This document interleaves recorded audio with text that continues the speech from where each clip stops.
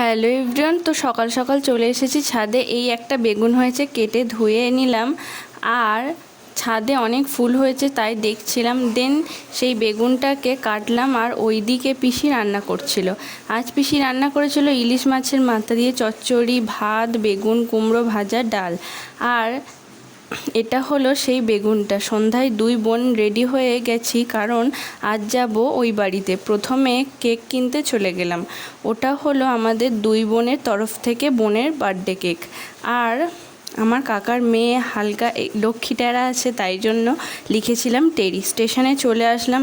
আগের দিনের ফ্যানটা ভালো হয়নি, তাই বাবা কাকা চলে এসেছে আমাদেরকে আনতে।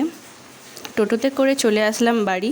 আমাদের বাড়িতে এইভাবে প্যান্ডেল করেছে, সবাই মিলে অনেক গল্প আড্ডা হলো, খাওয়া দাওয়া হলো। ভিডিওটা ভালো লাগলে চ্যানেলটাকে সাবস্ক্রাইব করবে। বাই।